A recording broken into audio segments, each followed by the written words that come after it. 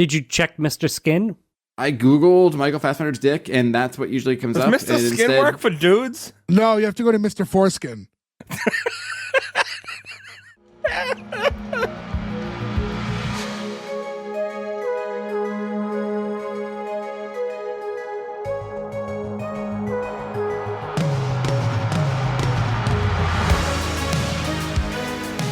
Welcome back, everyone, to S1E1, a show where each week we pick a different sitcom, watch just the first televised episode, and forgetting anything we might know about the future run of that show, rate and decide if it's a show we want to greenlight or cancel.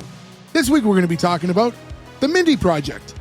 The Mindy Project went 117 episodes over 6 seasons, 3 on Fox with the final 3 on Hulu. Today we're talking about episode 1, which is called Pilot, originally airing September 25th, 2012. So to get things started, I'm Jay Gags. With me, as always, Joe, Gordo, Nick, and the rapist of peace and quiet, Ferg. What's going on, guys? Heyo. What did I do? Ferg catching shrapnel. I don't even have something to say back to that. Someone had to get it. I was like, that's such a good line. I wanted to use it. That line's a little fucked up. I was like, that feels weird. It's used. They say it in like 2 minutes into the episode. No, I meant in the episode. I mean, you saying it also, but in the episode as well. And I want to welcome everyone back. This is our 4th and final week of Ladies of the Office month, where every week in the month of November, we chose a different star of The Office, female star of The Office, and did one of their shows outside of doing The Office, which is a show we have yet to cover ourselves. We have 3 ladies of The Office in this episode. And Andy. Yeah. And Andy. This was, this was like directly crossed over with The Office. Like The Office hadn't even concluded yet when the show came out. 2014, The Office end. This is the last season of The Office. Last season of The Office. Dwight was in this too for a bit. On this show? Yeah, at the beginning, right? He was the other doctor? No. Oh my God. Oh my God. Oh my God. This is the second time you've mixed up Bill Hader, and I'm pretty sure you just did this one on purpose. You know that's Bill Hader. No. Yeah, I thought it was Rainn you do. Wilson without his glasses.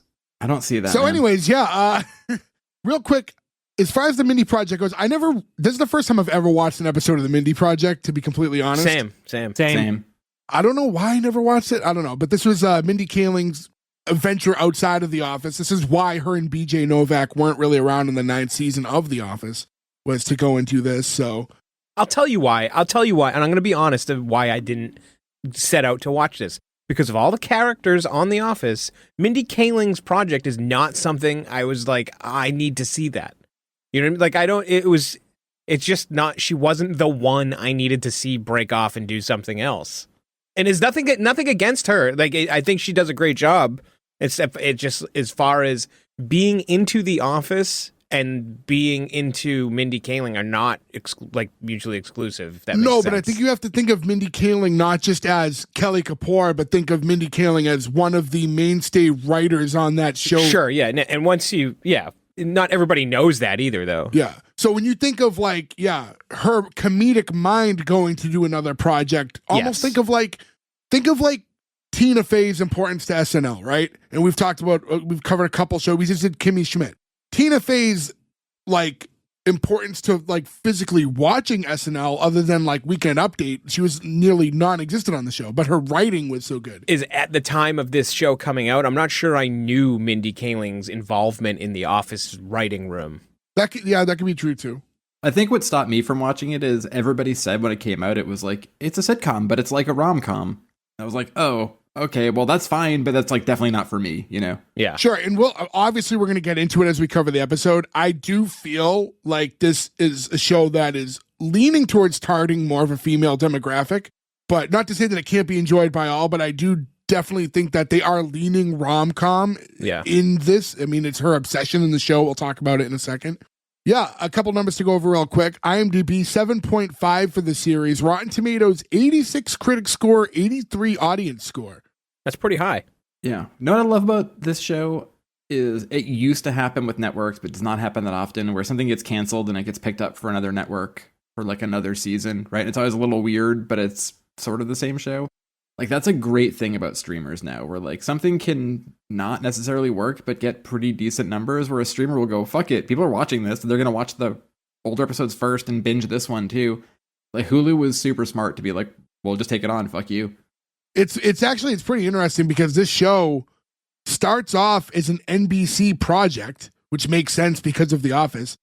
As they're developing the pilot, they kind of lose interest, sell the rights to Fox, who then picks it up.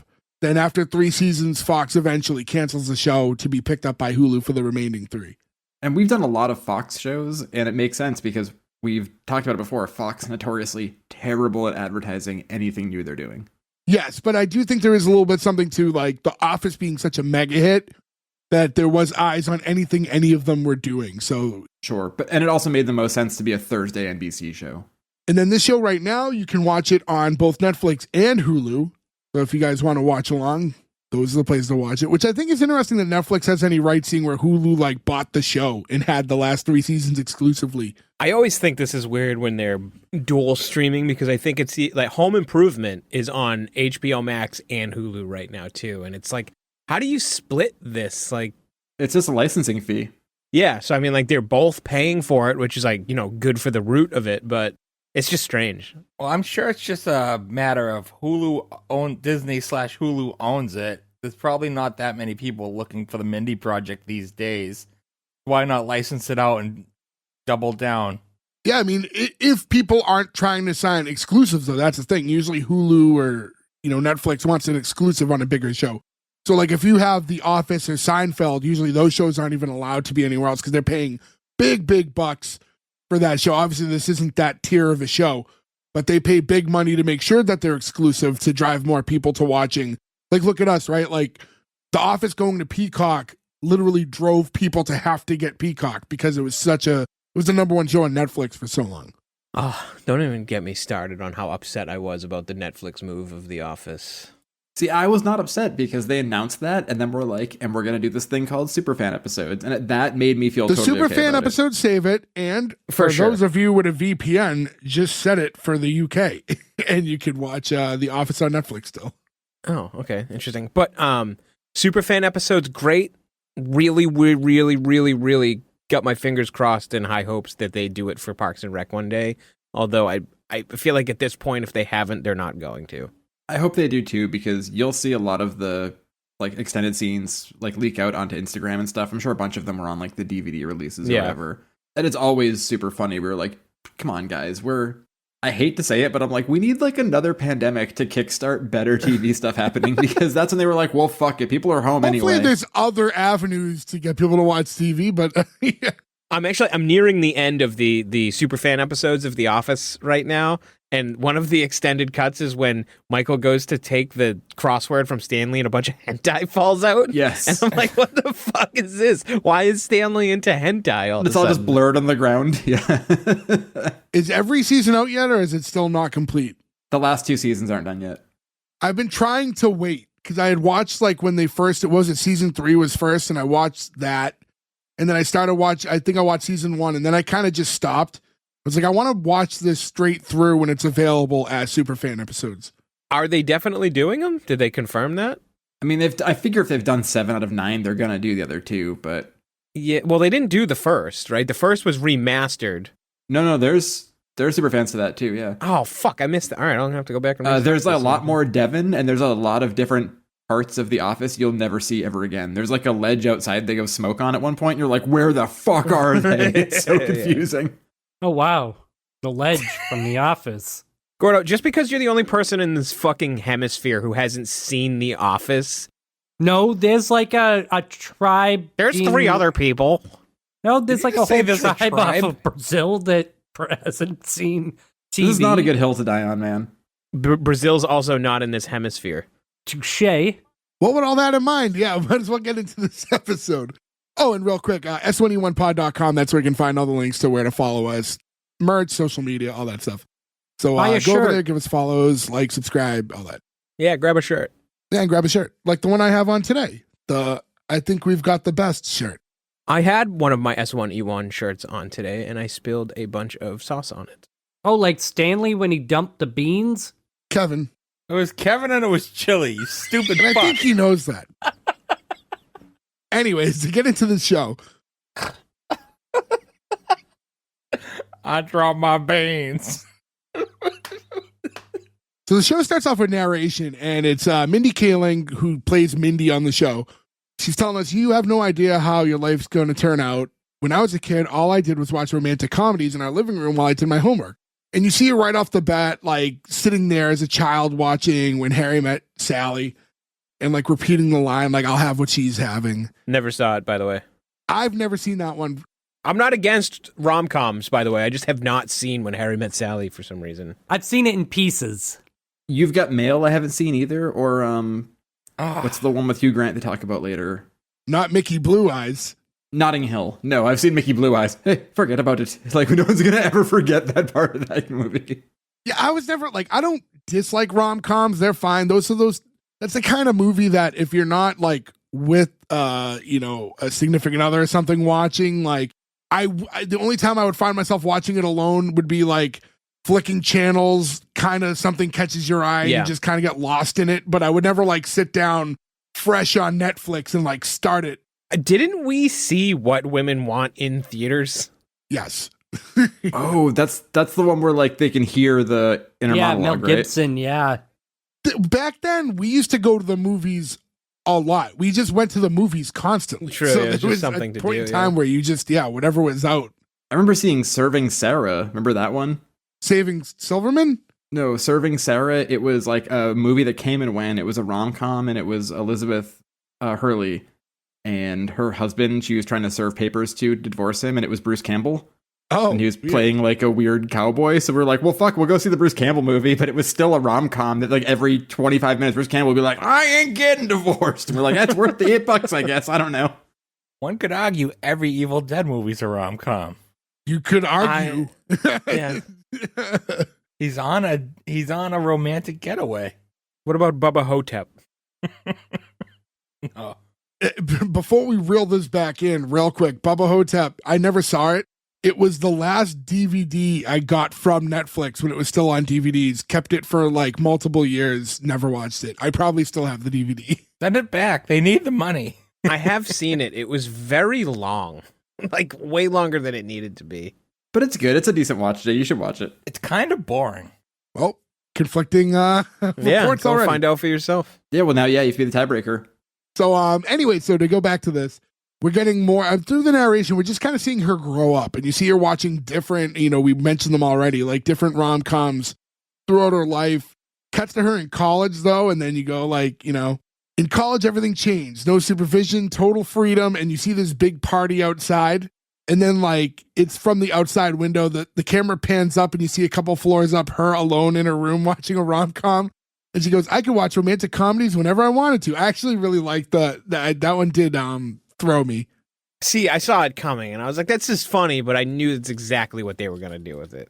I will say this, though. When you know somebody, like, I want the nerdiest, most boring, most studious doctor of all time. I don't want somebody who was like, I was so drunk through med school. I want someone who's like, I can quote Notting Hill, and I will fix you. I was going to say something similar later, but yeah, just the idea of like, I don't want my doctors to be real people in my life. Like I don't want to acknowledge them to be anything but people who just are laser focused on being doctors. I don't want to know anything about you. Does anybody else get anxiety just like thinking about the amount of work that goes into being a doctor? It's like just thinking about that makes me sick. And it's like, and I'm so glad people out there do it, obviously, because we need them. But oh my God, I'm so far from that person. It's insane. No, I want to wear the mask and then poke people with the stick. I don't know if that's the same job. Yeah, Gordy, you can just do that. You just stand outside your house and do that to people. I've been in your neighborhood. It happens. I mean, true. But no, we went to the doctor the other day for the kid, and we're like, they wait you in the room for 20 minutes until they come in or whatever. And the guy had like 4 different diplomas on the wall. And I realized that one of them, the graduation year, was the year that we graduated from high school. And I was like, this person is not that much older than us. And he's got this wall full of diplomas and is this fucking genius. And we are here talking about the Mindy Project. It's like, holy shit, what different paths. Just to be like that committed to like, it just, oh my God. I can't wrap my head around that kind of dedication, I guess. But you love it too. You're like, fuck yeah, that's who I want to be the doctor. Yeah, but they go to school for all that time just to have their assistant do all the work. I don't know. This guy came in and he was like bingo, bango, bongo, and he fixed it. So I don't know. I'm going to give all props to that dude. So we transfer a little forward and we do see her now as a doctor once she's out of school. This clip is like 2 years before present day. And you see her with a bunch of other doctors all circled around. So it looks like it's the beginning of their residency or whatever. Something's being awarded to Dr. Castanello because he was like the best one of the pack. Danny, as we'll know him later on. He gets to deliver the baby. Oh yes, it was, and they're all like gynecologists and what is it? It's OBGYN. OBGYN. Obstetrician-gynecologist. Right, which was her mother's actual profession. So she didn't model the character after, but it was her mother's profession. Mindy Kaling, that is. Okay, I wasn't sure if they all were. I knew she was on this show. I wasn't positive that every one of those doctors were gynecologists. I think that crew is all part of that department. Everyone except for Bill Hader. As I said, we know Danny for sure. We also meet Jeremy, who we'll see later. He's almost like the Hugh Grant, like knockoff, deliberately, like that's within this crew. Yeah. Like suave, handsome British guy. That dreamy accent. The dreamy accent. And he even like gives her like, because he's saying something to the patient, right? He was saying how beautiful she was, but then looks over at Mindy and gives her a wink. I imagine, like any workplace, there's a lot of sleeping around together, right? Like that's just any workplace in general. I imagine in such a high stress, high hour workplace like a hospital, there must be a ton of that going on. Yeah, I imagine agreed. I gotta know what you were gonna say, and you decided to censor yourself. If it was so bad that you censored yourself. No, I couldn't get the words out. No, I think he was buffering. No, I was going to say, with a workplace, when you have that many dedicated professionals, you basically live at the hospital or wherever. And so who else are you going to date? I don't want a doctor dating non-doctors, right? Like it becomes a lifestyle. All their time is at the hospital. Right, but wouldn't it make more sense that you don't want to date a doctor because you don't want somebody else with that lifestyle, because that just already immediately decreases unless you're working the same exact schedule, which is a near impossibility. Well, this is what I'm saying, though. You got to find compatibility there, and how many people are going to have the schedule of a doctor and be willing to accommodate that? That's all I'm saying. Like, there's just certain professions that being doctor hard. As all these doctors are there around the patient, this is when we see another doctor walk kind of like down the hallway. And this is Tom, played by Bill Hader. And as he's walking by, him and Mindy kind of lock eyes. You're getting that vibe like, oh, like kind of that love at first sight type of thing. And then, all of 10 seconds later, she happens to be on an elevator and you see him like running up to catch it before it shuts. And she's like, oh my God, no way, it's happening. She like to herself out loud. He goes, what? He's like, it's happening. The doors are closing. I love when elevators do their thing. So she's getting her like rom-com moments. I just want to real quick on the side. Huge pet peeve of mine is when people sprint to catch an elevator as if it won't be back in like 20 seconds. I hate it so much. I don't hate it. I just won't do it. Some elevators take long time. Especially in hospitals. Hospital elevators take forever. But there's usually a bank of elevators in a hospital too, though. So like you can go up and down. There's like 3 on each side usually. Like where I work, the parking garage I'm at, there's 2 elevators. A 5-floor garage, it's not huge. People always sprinting, and I'm like, I have to hold this thing for 40 seconds while you come over just so you can go 2 floors up when you could have just walked up the steps. Also, this between the 2, it's not that busy. So like the elevator, if you wait between the 2, one will be back down in under a minute, guaranteed. There's no need to sprint and waste my time so you can get on the elevator milliseconds quicker. That's why you gotta rapidly tap the door close button. Anybody else here a stairs person? I will 99% of the time just take the stairs over an elevator. Depends on if my ankles are working at the time or not. Typically, no. Maybe if I'm going down. I like to park on the top floor too of my garage because it's the least used. So usually I have better parking spot availability and less cars congested in the area. So less likely for someone to hit my car. free wash, too. Also that. But yeah, so now the 2 are on the elevator together. He's like standing there. He goes to like adjust the newspaper in his hand and he drops a bunch of his things. So he's like going down to pick them up, and then she goes to help and then drops her stuff. And they're having a very like typical rom-com moment. So she's like in dreamland right now. I call that the meet cute.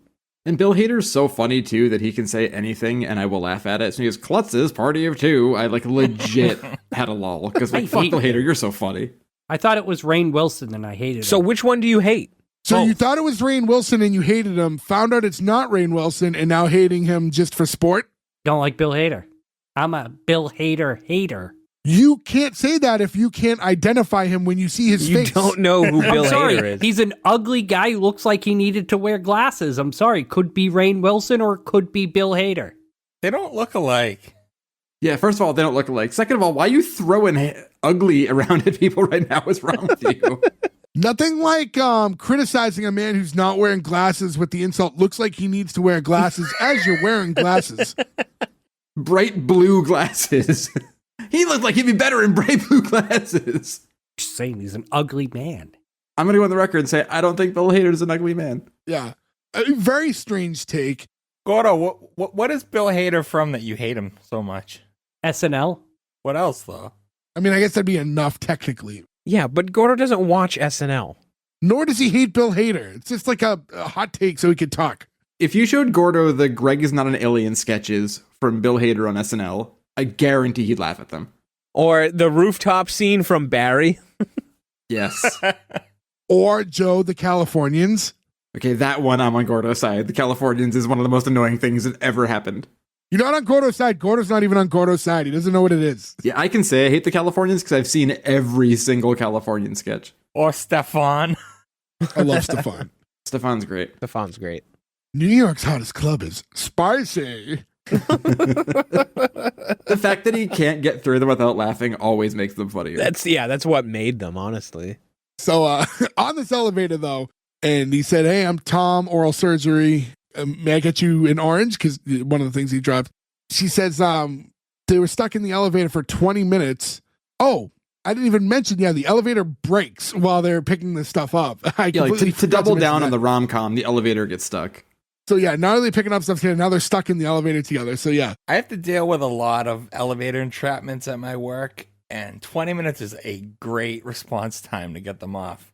Does that happen that often? That's like a nightmare situation. It happens a lot. Ugh. Don't look up elevator deaths because they happen way more than you think they do. Cool. I used to work unloading trucks, so I used to take a freight elevator all the time. They used to get stuck constantly. And you'd have to make sure that two people would go down, so at least you'd have someone to talk to for the 40 minutes before they got you out of there. Luckily, the elevator at my work is one floor. It's just like from like a secure to non-secure area. So it's not the biggest deal. I guess even if it dropped, we'd probably be okay. You just gotta jump right before it hits the ground. You'll be fine. Like Sonic. Or Mario, right? Both, I think. If you think of like how some of those big like skyrise buildings work, whatever, like you have to go like one elevator up 50 stories and then change to a different elevator because the building is so big that one can't go up the whole way. You're like, that's fucking horrifying. Really cool when they build skyscrapers because they always build the elevator shaft first. It's like, Yeah, you see like the column going up. yeah. Do you know why that is? That's a new thing. I'm surprised Joe doesn't know. I don't know. No, It's a 9/11 thing. really. All elevator shafts need to be inspected before any building gets done on the actual building. So they have to inspect them. That's why you always see buildings and you just see that concrete structure, the elevator. It's Yeah. because of 9/11. Did you guys ever see the Charlie Sheen, Whoopi Goldberg movie where it's in the World Trade Center during 9/11 and they're stuck in an elevator? We've talked about it before. Is it a though, I think. rom-com? It's, well, sort of. To be fair, Charlie Sheen does die holding a firefighter's hand, so I guess you could say that was their meet cute. Okay, so moving along and as far from that as humanly possible, she says that they were stuck in the elevator for 20 minutes and she moved into his apartment 2 months later. And you kind of get like this abrupt cut to her now being interrogated to the police by the police. And the police officer is this woman. She's like, and what does this have to do with the circumstances of your arrest? And she's like, I'm getting to that. And then she says, Tom got married last night to someone else. And she mentions how 3 months ago, he met and fell in love with some Serbian girl who sells bagels in the lobby of the hospital. And like when they flash to that, you see her like smile and she has like these disgusting jacked up teeth. But since he's an oral surgeon, He fixed up her teeth and they got married soon He was a thereafter. surgeon. I knew I said it wrong. An oral surgeon. Normally, I just let this shit go, but surgery was too funny of a word. I know that's not the word. Sometimes people just slip. It's not like I was under the impression that's the word. But No one thinks you thought that was the word. It's just like usually that's an edit we should probably fix. Too late, you guys. Let me do it You again. guys called too much attention to it. It's her IMDb credit, oral surgeon. You see her now with her like perfect smile. It flashes to like their wedding and they're talking about how, or she talks about how they assumed that she would have never gone, so they only invited her to be polite, but she went anyways. And then after a few vodka sodas, got a little liquid courage. I will say this, she says 4 vodka sodas. Look, I don't know how strong those pours were, but she's definitely too drunk for just 4 vodka sodas and eating. Well, I would say also everyone has a very different tolerance. what 4 might do to one person. I'd probably be versus pretty you. smashed off 4 vodka sodas. Especially, yeah, these days 4 would do me in. Everyone's very different when it comes to that, yeah. And I'm under the impression her character doesn't drink a lot. She's like a sit at home and do nothing, watch rom-coms. Because she's a doctor. No, that was her in high school. Now she's like a party girl that fucks all the time. I did not. When Yeah, was I that? didn't get that impression. Well, I don't know. Actually, no. Ferg says on the first date, I used to be like that. Yeah. No, sleeping with people like early on. That doesn't mean she's partying. It means that like she's.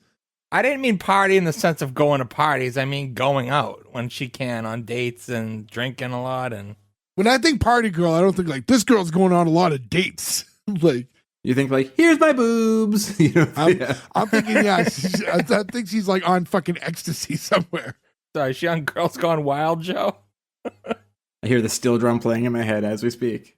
I don't know. Some doctors have bad habits, though. You walk by, and maybe you can't anymore, but when I used to work downtown next to the big hospital in Boston, you'd see a lot of doctors smoking. I mean, they're allowed. Oh, sure. That's a stressful life. I don't blame them. Yeah, of course. But you know it's bad. You know worse than we do it's bad for you, you know?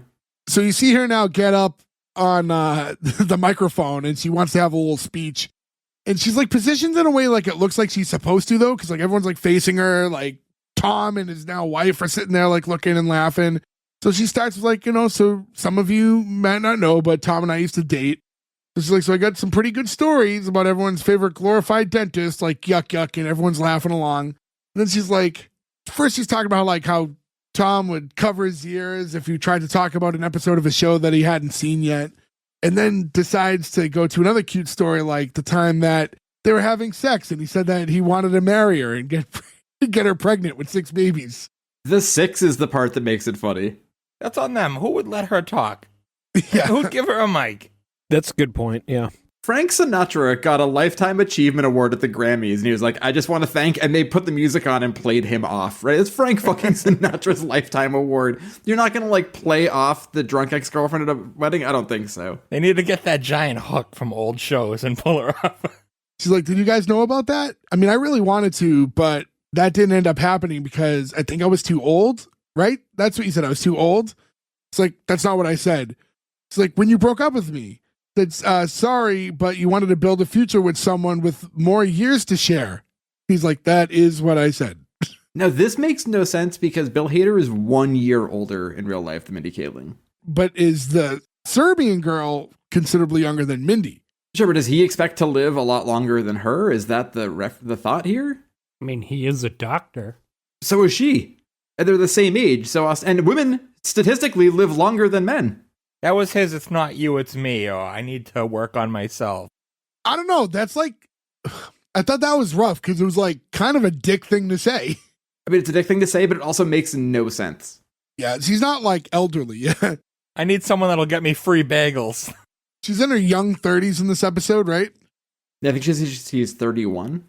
Yeah. So I need someone with more years to share. It's like, oh, what, like 50 isn't good enough? Or Right. Also, I love it this at one point, too, later on, she's like, I can't do this anymore. I'm 31. You're like, you're 31 and you're a fucking doctor. When we were 31, our lives were fucking nowhere near as put together as that. Like, you're probably doing okay. our lives now aren't as put together as that. She's a doctor. I haven't been arrested for falling in a pool drunk. I haven't been arrested for that. Not this year. And saying point Ferg. So yeah, obviously that speech isn't going well. So she wraps it up. And you cut to a little later, and now she's like riding a bike down the street. She's still in the same dress she was wearing at the wedding. So she's fresh out of the wedding, must have stole a bike and took off. And she goes, ooh, shortcut. And like goes into like a yard, falls into a pool, and then sees like actually like the way the camera cut in with her. And like, so there was the underwater camera. And then while she's in the pool, she sees like a Barbie doll, but she swims down to like see it. And the doll's talking to her. This is a reference to The Graduate, right? The way she goes into the pool. That's what I gathered. The doll's like, Mindy, I've been waiting for you. Can I tell you something? Girl to girl, you're acting like a fucking idiot. If you don't pull it together, no one will ever love with you. Love with you? Yeah. No one will ever love you. I can't talk today. My mouth is full of marbles. Yeah. And then you see Mindy like yelling at her. You can't make out what she's saying because she's underwater. So you just get the "Rrrr." And then the doll goes, at least I have a boyfriend. And she's like, that hot, mean doll has a boyfriend. The doll is hot and mean.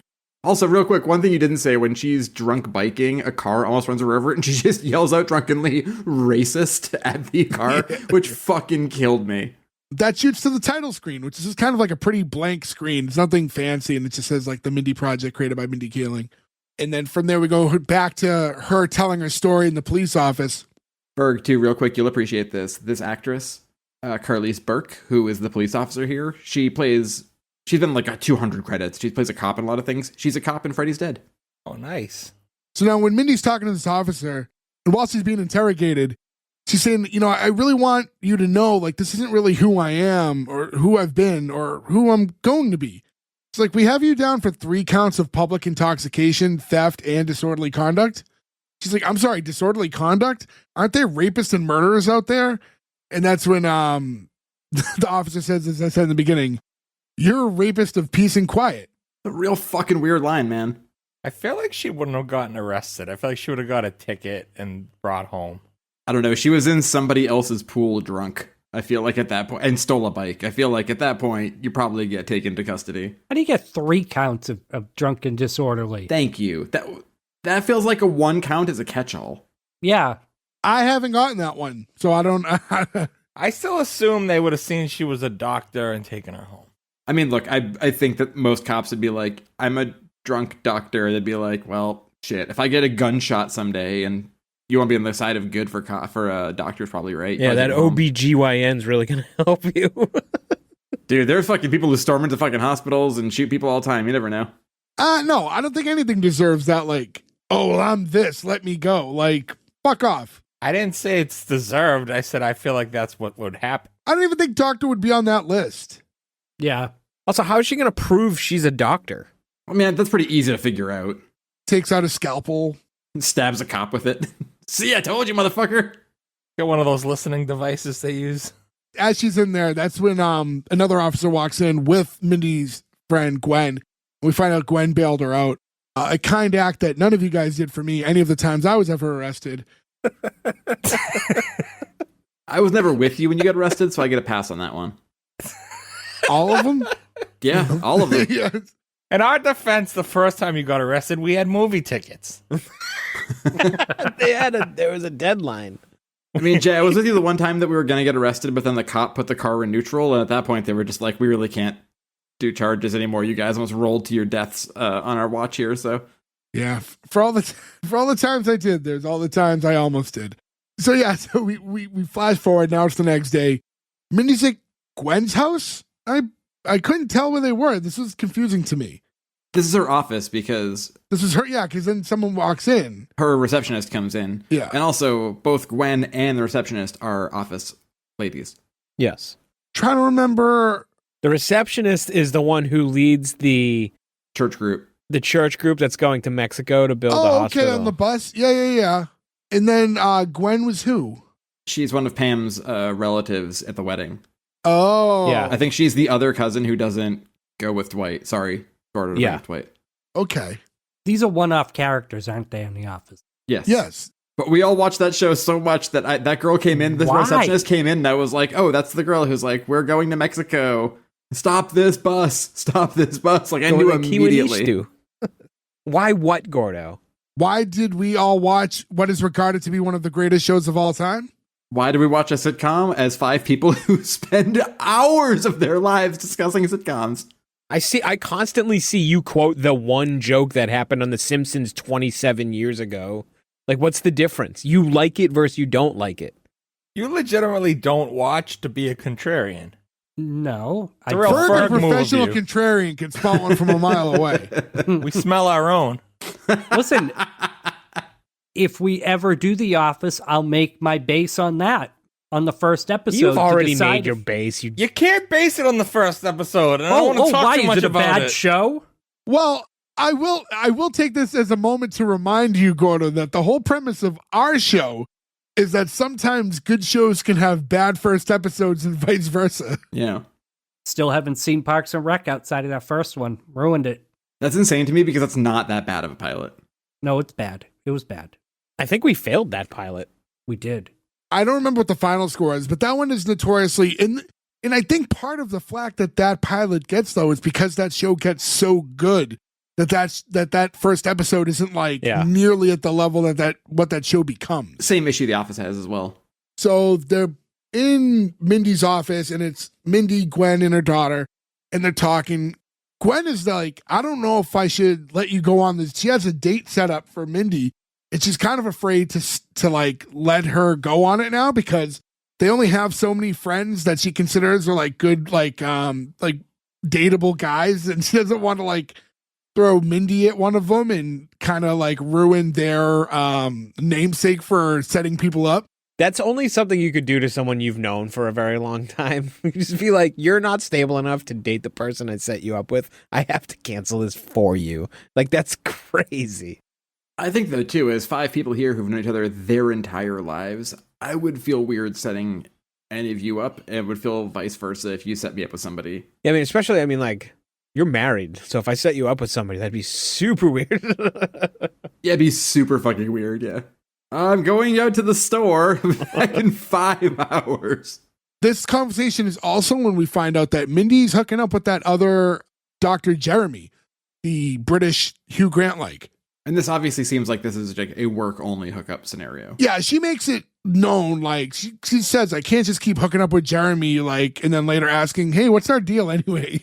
Which is usually a sign that it's not what you want the situation to be. Yeah, if you have to ask what the deal is probably not what you want it to be. Hey, you know how, like, sometimes when you have nothing going on, you invite me over and we just have sex and then I go home? What exactly are we? You're that. That's what you are. The friendship with benefits, or the booty call. As you say that, actually, does this episode drop? Is this our Happy Thanksgiving? I think this drops on Thanksgiving. Oh, yeah. It does, yeah. Oh, it Happy does. Thanksgiving. Happy Thanksgiving, everybody. Gobble, gobble, bitch. Here's an episode where Mindy talks about getting stuffed like a turkey. So right here's when the reception walks in and she's like, hey, Mindy, I hate to interrupt, but your patient, Allison Silverman, she's going into labor. She's like, the one with the insurance? Oh, hell yes. And she's like, I gotta run. Love you guys. Bye. And then, like, so is her office, like, super far away from... The hospital? That makes no sense. Well, no. Like, you can have, like, a OBGYN office, and then you go to the hospital for the deliveries. They don't have to be in the hospital. That's true. So she could have her own practice or something. Because she's, like, getting out of a cab, sprinting down the street. She's doing everything to get there. Yeah. We got really lucky because our medical office and our hospital were like across, like just like across a 2-lane highway from each other. So like if things happened, we just had to go wherever. But mind you, she's doing this all in the same dress from the wedding still. She still has not changed from this wedding the night before. Yeah, she's just been bailed out of jail and not gone home. How is this dress not wet? She jumped into a pool. Like, you don't have like wet like underwear on and stuff. Like, I don't get it. I mean, it dries eventually. We don't know how long she was in that police station. I mean, she seems pretty dry during the interrogation. But like, even if she like, how did she never get changed once she got out of jail? I'm with you on that. She should have went and changed. There's no reason for her to go right to her office. Throw some sweats on and a t-shirt or something. Like, why would you think still there'd want be to have like that on? scrubs at your office? I was gonna say scrubs is the obvious choice. Yeah, there's definitely scrubs. She's racing to the office, racing into the hospital, gets inside, makes it in just in time to see that she's too late. And that Dr. Castellano, Danny, he's the one who ends up taking care of it. And like he walks out of the room after delivering the baby. It's like, so you delivered my patient? He's like, you're welcome. She's like mad at him, but like, what are you supposed to do in that case? Like the baby's ready to be born. You can't wait. Is he the will they, won't they of this show? He definitely is. Yes. As far as this episode is concerned, sure. At the end of this episode, when the door opens up for the last scene, I was expecting him. Yeah. Me too. Well, we'll get into that. But For her to be mad at him delivering this baby, it's not like she got there as it was happening. The baby's out. It's wrapped up. It's in the arms of the mother. Like, she missed it by a lot. So for her to be mad, it's like, what did you want to happen? Also, why the fuck did she run to the hospital? No taxis. she was in a cab at first. She jumps out of the cab and starts sprinting. Wait, do we know where we are? Did I miss that? Are they geographically, do they say? Honestly, I saw a lineup of cabs and I just assumed New York. It's a city, but they don't say what city. Unless they do and I missed it. It's not brought up in the episode, but in the show, she plays someone who's from Boston, which she is in real life. Yeah, she actually grew up, Nick, like 2 blocks from where the apartment we both lived in was. Oh, really? I didn't know that. That's cool. Also, doctors don't make commission on how many babies they deliver. Yeah, like that's your patient, and like you just cover people like anything else. Like if I'm at work and somebody is sick and I take something on for them that day, I don't get credit for it. You know what I mean? You just do shit at work for people. That's an insane thing to think you get paid for that thing. Yeah, the way she made it out was like, oh, they have insurance. Like, Well, honestly, I don't know how doctors are paid for anything, so I can't even speak to that. I'm pretty sure if you're the one who slaps the butt is not like the how you make the money. yeah, I don't know. I mean, I really don't know. So, I mean, I can't say. a hospital pays you a salary. I can say this with some degree of knowledge, right? Because we had a baby this year. And you asked him, hey, are you being paid for this? No, but you basically go at a while, you go like in intervals and it gets like closer and closer. And there's like 5 OBGYNs who work at the hospital and you just meet with whoever's there that day and you kind of meet everybody because the understanding is whoever's there that day, they're the one who's going to deliver you.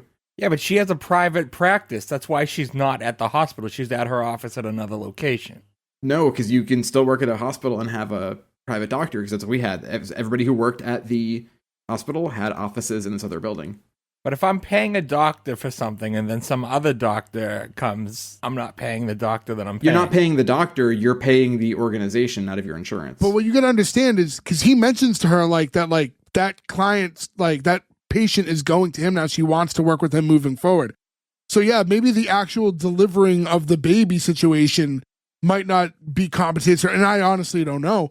But all those visits leading up to the baby being born were being done probably in her office, where she's not this patient isn't going to go to anymore. She's going to go to him moving forward. So I would think that like Partners Healthcare, like the here in Massachusetts, like it's the Mass General organization, they would have their own OBGYNs, and you can choose a doctor, but they're still working for the same organization, so... But you also don't see that same doctor after the baby's born, because an OBGYN is...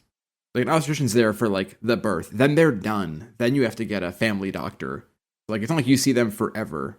Like, their job is one specific thing, and then you go to a doctor who does another specific thing after that. So it's not like you're my doctor for life. Don't girls go to a OBGYN a lot? No, a lot of guys do. You know what? We don't know enough about the healthcare industry to really... End of the day, none of us are doctors, and none of us have a fucking We can't clue how honestly it works. have this conversation without just sounding dumb to people who know better. Yeah. Oh, yeah, for sure. We're a bunch of dumb fucking idiots. But to go back into this conversation they were having, she's like, oh, sorry, I was freeing myself from being wrongfully imprisoned. And he's like, wrongful? He's like, you think they'll ever catch the real drunk girl who fell into the pool? That's a great fucking line. Yeah, I did like that. This dude, everything this guy says is fucking gold. Well, she's like, that's hilarious, but I guess not as hilarious as when you got arrested for assault at a Bruce Springsteen concert. And it was like, his excuse was, he was wearing a John Mellencamp shirt. It's like, that's, so you fought a guy for wearing a different artist's shirt? There's so much dumb about this conversation. As somebody who has seen Bruce Springsteen live and loves both Bruce Springsteen and John Cougar Mellencamp, this does not track to me. As somebody who doesn't know why that's offensive, can you explain it to me? I think that he's trying to make a reference that, like, you know how like Deadheads only care about the Grateful Dead, and to them no other bands matter. Sure, yeah. I think he's the kind of person who, to him, only Bruce Springsteen matters, so you don't listen to any other bands. So the idea of showing up to his show... Okay, all right. I didn't know if there was like some weird like... There's no like anger. I think they did like Farm Aid stuff together. Like, I think they're friends. It doesn't make any sense at all. I think it's just like a weird pull joke. This is where, and we talked about it earlier, where I had the thought of, I don't want to know anything about my doctors. I don't want to know that my doctor got drunk at a fucking wedding and then fell into a pool or got into a fight at a concert. Like, I want you to be the fucking nerdiest of nerds and care nothing about science and doctor shit. Like, I don't want to think about you as a real person.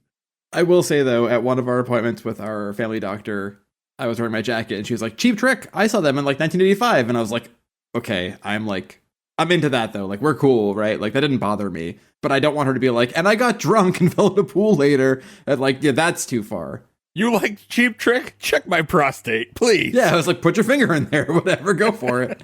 That's all I need, honestly. That's how I met my wife.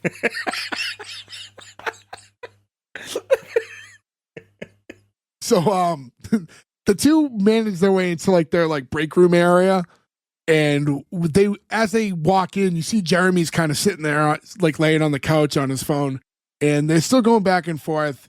Jeremy's trying to like tell Danny to like ease up on Mindy because he's kind of going in on her for what she did at the wedding.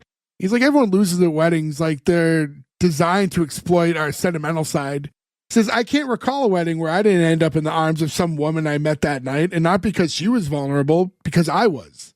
And that's when Danny gets on. Jeremy saying, you know, I never thought sex addiction was a real thing. I thought it was something just made up by male celebrities, but now I think it is real. He's like, that's not cool. He's like, I love sex. I do it a lot and well, but I'm not addicted to it. I'm addicted to attention. This makes this guy the villain immediately, though, because like, no, anybody who says they're good at sex is a fucking liar. Anyone who says they're addicted to attention outwardly like that is kind of like, wow. I guess good on you for being able to acknowledge that. Yeah, I mean, at least they're honest about it. I mean, that's just a sociopath. It's definitely a sociopathic tendency, yeah. So yeah, in the middle of all that conversation, Danny eventually has to take off, leaving Jeremy and Mindy in that break room alone. And he says to her, you look so trashy right now. She's like, I know, I'm sorry. He's like, no, I love it. Do you want to hang out? Like, we are hanging out. No, let's hang out deep. She's like, oh, God, thank you for the offer. And like, she like declines and says, you know, I gotta go. Like, but it's weird because she says it in a way like they don't already hook up all the time, which we've already established that they do. This seems more like she has a crush on this guy. He says he wants to, and she says she does, but she can't because a hex just got put on her, like a Lifetime movie. You know what I mean? Like, it feels very too rom-com-y for people who do have sex regularly. As she's leaving, like, she like sneaks a photo of him, and then when she leaves the room, sends it to Gwen with the text, like basically saying like, this is what I passed up on. And I said immediately, boom, this is how you do a text in an episode. I fucking hate the bubble thing so much, which we saw a couple episodes ago this month. She shows the actual text in the actual phone. Hey, I sent this text. That's believable to me. Not going like boop, boop, boop, boop, boop, boop, over the screen. I don't mind it. I just think we've talked about it before. There were episodes of shows where we said it was done well. And I wish I could remember which ones because I would love to pull up audio of you agreeing. I don't mind it. I just think modern day texting is such a thing that it's a way to the whoop whoop like on the screen is just kind of a modern way to like show something that's just our main means of communication most of the time. But show the phone. Why not just put the fucking camera over the phone? This is such a better way to do it. Then it's the point of view shot of the person. I think it's okay at times, but I think like also like just on a directorial standpoint and just visually, sometimes it's nicer to have the little pop-ups because you have like more. Yeah, it's definitely circumstantial. Unless it's pop-up video, I don't want that on my screen. So now we flash to what I assume was like what I assumed was the next day. We'll talk about that later. Mindy's leaving a voice note to herself on the phone, walking into like her office area again. I'd like to think this is a nice Norm Macdonald reference. Oh, just a note to self? Note to self, which is like the Norm thing from the 90s, you know? For dirty work. But I don't think he wasn't the originator of the note to self. Well, he used to do it on SNL all the time, too, though. He would do it during Weekend Update. That could have even been a nod to Michael Scott. She also wrote, he did it too on there. But Michael Scott, I think, was doing it as a nod to Norm. I think you're giving Norm too much credit for the note to self. I don't think you're giving Norm enough credit. Maybe. I just love Norm. I just think that joke is like decades older than just Norm. I didn't know you hated dirty work. Hate it. Mindy saying, note to self, try to change your life today. I'm going to take the stairs instead of taking the elevator, which, as we were discussing earlier, may be a good move in general. Or she said, or escalator, maybe, baby steps. Fucking hate escalators. Well, they can never break. They can only become stairs. Yeah, Escalator temporarily stairs. yeah. Oh, Mitch Hedberg, another RIP. I just hate when people won't move to one side. Like, escalators have a fucking system. If you want to ride it, stand to the right. If you want to walk up it, go to the left. When people don't do that, it is infuriating to me. I like to do that. Yeah, well, you're a fucking psycho. What do you want from me? She walks in and then Betsy, the receptionist, is like, hey, there's a patient waiting in your office. And she walks in and there's like, you see like a mother and her son and they're Middle Eastern. I looked up the actress. The actual actress is Iranian. So I don't know if she's supposed to be anything but. So She's in a burqa. Yeah, I'll just assume she's Iranian in the show too, because that's who she is in real life. And they didn't say otherwise. She doesn't speak. So her son's like speaking for her because she doesn't speak English. And basically we find out that this patient is pregnant, but they don't have any insurance. So from Mindy's standpoint, like, if they can't pay the bills, then like, why do this? It is still, it is a business, right? It gets to the point like, please, we need your help. She's like, I can't, like, I used to do things like this. I can't do it. And then she's like, okay, just tell me, I need you to promise me that by the time you have this baby that you'll have insurance. And the kid's like, there's no way I can promise that. I don't know if it's true. It doesn't have to be true. I just need to hear it. I do this with guys all the time. I love that fucking line. And he's like, okay, I promise we will have insurance. She's like, great. All right. Also, one of the best scenes of this entire episode is the kid pantomiming to his mom, I talk too much, I drink too much, which is so fucking great. Where he's doing like the blah, blah, blah hands and the drink bottle fingers. I thought that was so fucking funny. After that, Mindy walks out to the reception area and there's like the girl that we've seen and then this other one. She's like, hey guys, quick question. Do you care about my career and want me to succeed? She's like, okay, if that's the case, why are you sending me all these non-English speaking pregnant immigrants with no health insurance? One's like, I thought she was rich with oil money. It's like, well, she wasn't. She was poor with nothing money. I don't know why nothing money made me laugh, but Me too. And I was like, I want to use that as like a class system right now. Like, we are all nothing money people. I love that as like a way to justify who we are. And she's asking for she says I need a different kind of patient. And then she's writing it down for us like, okay, more white patients, done. She's like, don't write that. But yes. Yes. She gets out of that conversation by going, so do you guys want to see an amazing first date outfit? And then it cuts to her walking out in what I thought was a very odd top personally, but it was a very shiny, mostly silver with blue. Shimmery. It's very early 2000s. That'd be worn to a club. It does feel like club wear, yeah. Yeah, the girls both really liked it. And then Danny cuts in and he's like, oh boy. She's like, I can hear you. What? He's like, that's not a good date outfit. She's like, what are you talking about? It's glamorous and it's awesome. It's like, girls may like stuff like that, but guys don't. She's like, I think I know what guys like. He's like, maybe if you're on a date with Elton John on New Year's Eve. A great mental picture. He's like, that's insensitive to gay men and to me. And that's when their boss, Dr. Shulman, walks in, played by Stephen Tobolowsky, who we just saw 2 weeks ago. I know. Oh, so happy. I love that Stephen Tobolowsky has just worked so consistently for so long that you can just smile and not expect him and he shows up. Yeah. Stew bags, baby.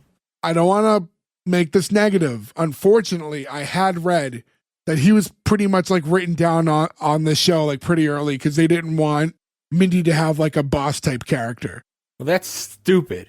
I will say, though, they do give him a very Stephen Tobolowsky thing, though, where he comes in, apparently, on episode 8 and does a voiceover out of nowhere being like, and that's why I'm not on the show anymore. Which I appreciate them giving him that moment, at least. Danny's asking him, what do you think of her outfit? It's like, oh, it's glitzy. It's got razzle dazzle, like a fishing lure. Like, but do you like it? And he goes, Danny, I like it because she likes it so much. Which, like, what a dance around the question type of answer that is. But like the right response. I like it because she likes it. So no, I do not like it. He's asking, what's the occasion? She goes, oh, first date. Oh, first date, exciting. Remember, you are worth waiting for. And then he leaves. He's like such a nice guy. So even if you don't want her to have like an authority type boss, that's fine. He's so loose that I feel like if he plays it this way, does it really feel like she has someone like breathing down her neck? This character should pop in every 3 episodes, say something like that, make you smile, and then walk out. I don't understand it, though. Why can't she have a boss? Every hospital has a chief of medicine. Like, that's not like a weird thing to depower her.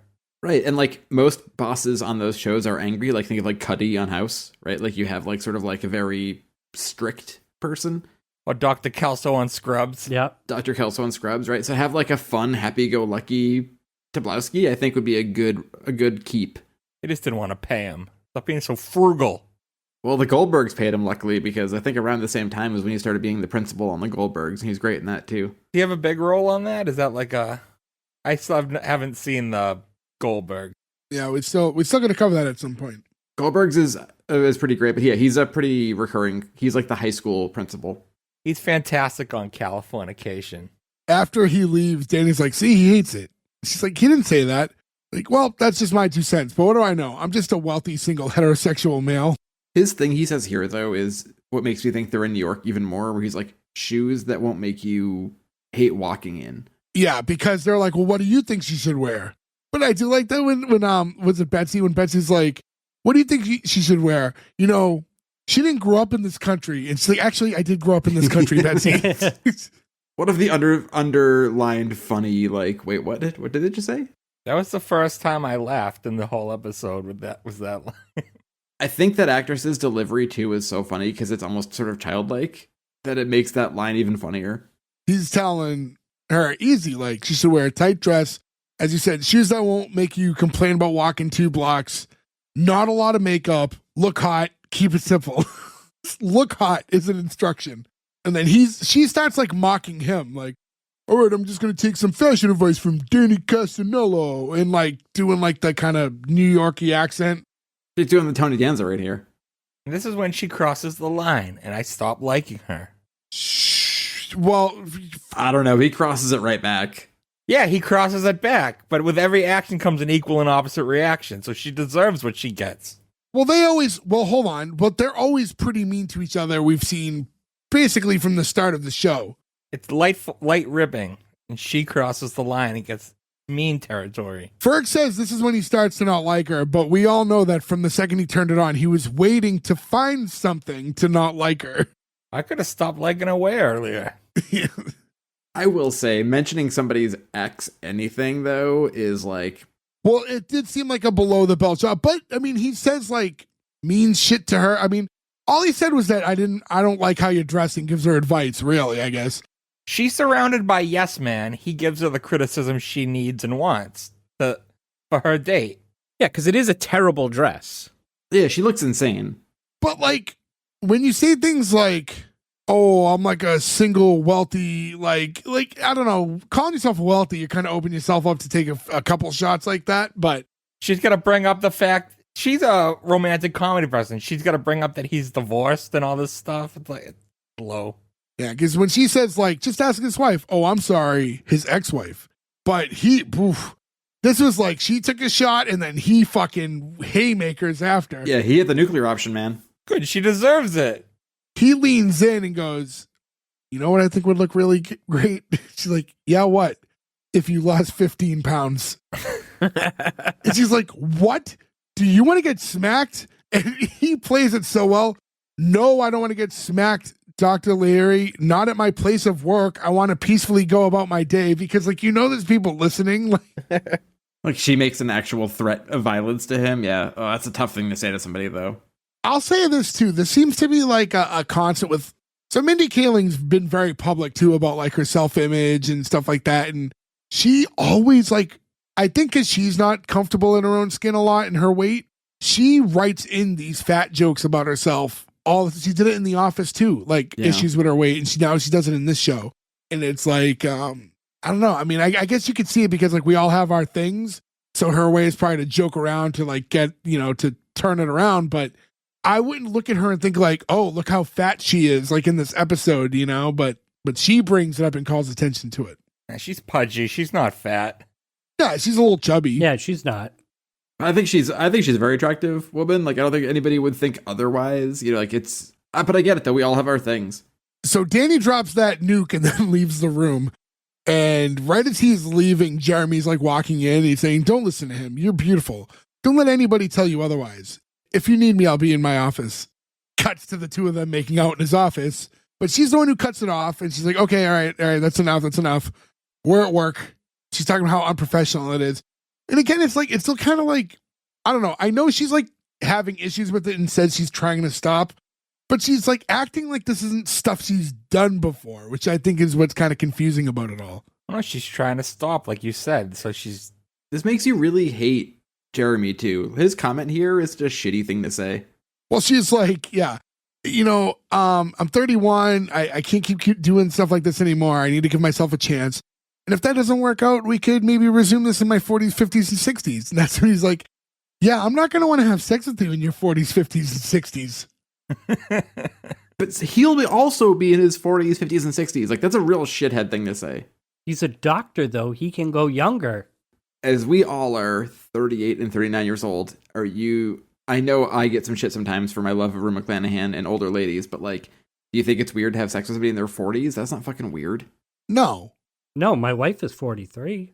So it's not fucking weird, is it? And 50s But is... the fact that he's a successful doctor and he has the option to go younger. And possibly a sex addict. Yeah. He's probably going to end up with a girl that's way too young for him. He's going to be like the 50-year-old doctor who's like still banging girls that are like 22. They're intentionally demonizing him. Like, that's the point right now for his character. But I think Ferg saying the option to go younger, meaning he would choose that option, makes him even worse, right? Because you're like, he's not going for any sort of... It doesn't matter if I like this person, if she's 42. See, I disagree. It doesn't make him worse because he's honest and upfront about it. He's not feeding her lines, I want a relationship, baby, and then go making out with someone else. True. He's saying what he wants. He bangs, he doesn't want a relationship, and he's very open about it. I didn't think of it that way. You're right. Yeah, at least to give him the honesty, he's honest. You know what I just realized right now, too, is he's also kind of mimicking Bill Hader's reasoning. Oh, right, the age thing. So she's coming up against the age thing over and over again. Yeah. Which is crazy to think about somebody who's 31. She's 31 and she was like, people are ageisting me out of sex. Or like 31 is so fucking young. So yeah, they argue for a minute about that. She gets pretty pissed. She leaves, steals his pens. And his pelvis. Yes, and the pelvis that they broke while making out. I didn't think of, but that's like a funny old person joke too, right? Like you break your pelvis having sex if you're old. We cut a little later now and she's like finishing getting ready at work. She had like extra dresses and stuff. Like, I'm so confused by some of this. Need a locker. Yeah, if you have a locker, you probably keep a ton of stuff in there, right? Like, when was the last time I haven't had a locker? A spare date dress, like just in case Danny doesn't like what you were wearing. This all goes back to being a doctor. This is the lifestyle you have to live as a doctor, I think. It's just like, you're not always going to be able to go home. Like, you have like crazy hours. You need to have this stuff. I don't think this is a stretch. I think having like other clothes and stuff, but I felt like this dress was a little bit of a stretch. If you think you might go on a date from work and you don't know what time you might leave work that day, instead of going home, I think it makes sense to keep one in your locker. Yeah. She basically, what we see is that she took all of Danny's advice, puts on a dress, doesn't go crazy with the makeup. She actually looks very nice. So you can't argue Danny's advice here. She's, I think she looks a lot better than what she had on before. She gets on the elevator and then lo and behold, Danny actually walks on right before it shuts. He looks at her, realizes that she took his advice and goes, "You look nice." She goes, "Go to hell." But he deserves that comment too. Does he? They're even at this point, and now he said something nice. Sure, but if you tell a woman she should lose 15 pounds, you should expect probably some... She made fun of him getting his heart broken. She did make fun of his divorce first. In real life, that's probably she's gonna hold the grudge on that, man. Now we cut to her praying in a taxi, hoping that this date's gonna go well. Who's Michael Fassbender, by the way? Magneto. He's the young Magneto. He's Magneto in the X-Files movies. He's one of the... Oh. I didn't know that because I've never seen that. He's in Band of Brothers, and he's in Inglourious Bastards, one of the He's handsome. bastards. So that's Does he have a where I nice knew him dick? from. Do we see his dick in anything? I looked that up too. I didn't see if there was anything where you see his dick. I was looking for it. I couldn't find it anywhere. Well, if somebody says this person's got a nice dick, my assumption is I can find their dick. Did you check Mr. Skin? I Googled Michael Fassbender's dick, and that's what usually comes Does up. Mr. and Skin instead- work for dudes? No, you have to go to Mr. Foreskin. Wait, But the was cli- he Thank you. Spears in Band of Brothers? I forget the character, but he's one of the main guys in Band of Brothers. He's who I wanted to play Doctor Doom, not stupid fucking Iron Man. Oh, Downey Jr. Yeah. Quickly to rewind back, though, just out of, so this context makes a little bit more sense as we're talking about this guy's dick. She's praying in the back of this taxi going, may you have the wealth of Mayor Bloomberg, the personality of Jon Stewart, the face of Michael Fassbender, the penis of Michael Fassbender. And I'm like, oh, I don't know where. I assumed it was out there to look at, but I didn't see it. I will say Michael Bloomberg, though, his current wealth is $106 billion with a B dollars. So That's it? What a bitch. So he's fucking poor. So fuck that guy. Doesn't matter what his dick is like. He's got $106 billion. His dick could look like shredded beef. It does not matter. How do you pee with that? I found a article that says in the movie Shame, you see Michael Fassbender's penis. Oh, nice. Okay, so I didn't see that. What year is the movie Shame? 2012? Did you guys use incognito mode, or did you just have Michael Fassbender's dick searched? Apparently, it's like a big thing. Does it have a fast bend to it? He made Mindy Kaling an ass bender. Gordo's down a strange rabbit hole now. Kind of weird. We're in strange times where it's like more likely to see a dick in a movie than boobs. To be honest, I love it. I see somebody hanging down. Oh, yeah, and I here just it is. smile. Okay. I found his dick. Oh, there it is. Wow. All right, put it in the chat. Let's see it. I don't want to see Quite it. big. I want to see it. It's integral to the episode, Ferg. This is important. Neither of you even knew who he was. Why do you want to see his dick so bad? You got a pretty big dick. That's a huge dick. If that's that dude's real dick, soft. Holy shit! I don't know Yeah, that's a pretty big dick. if that's his dick. His crotch dick is huge. legit looks like Joe Camel sneezing. It's like an arm. What does that mean? What? Joe Camel. What year did this movie come out? 2012, the same 2012? year of this episode. Oh, so that makes sense. So it must have been like popular in like celebrity dick news. Okay. He could be an honorary Goo Goo Boy. He's too good for you. I can't stop looking at Michael Fassbender's dick. It's huge. It's like an arm. That dick beat the Nazis. That's the kind of dick that beats the Nazis. My God, if there's ever a fire and you had to rappel down a flight or two, like out the window. I need Good new for you, friends. dude. In your fucking giant cock. We salute you, sir. Holy shit. So, anyways, wow. Who would have known he had 2 mutant powers? Mutant dick right there. Okay. No, baby, condoms are made out of metal. I can't wear one. He's probably to stick his dick in a rice cake bag or something. Why would you wear pants? You know what I mean? Like at that point, holy shit. You'd be wearing sweatpants everywhere if I had How that. could you wear pants? Yeah, there's no. He can't wear those short basketball shorts Joe likes. I hope that was a real picture. Imagine if we're all talking about some Photoshop picture and then other people are like, why are they talking? Yes. What if he has like the most average dick and we're just talking it up because we saw the wrong picture? Get your S1E1 Michael Fassbender's dick shirt on S1E1pod.com. Get on that, Jay. Yeah, we might as well put a dick on there.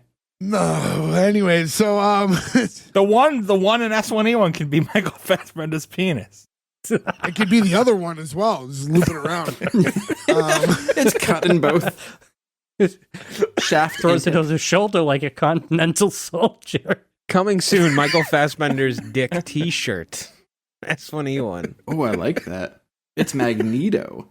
Anyway, so she leaves the cab. She walks into what seems like a very nice restaurant where her date Dennis is sitting there waiting for her. Dennis, played by Ed Helms.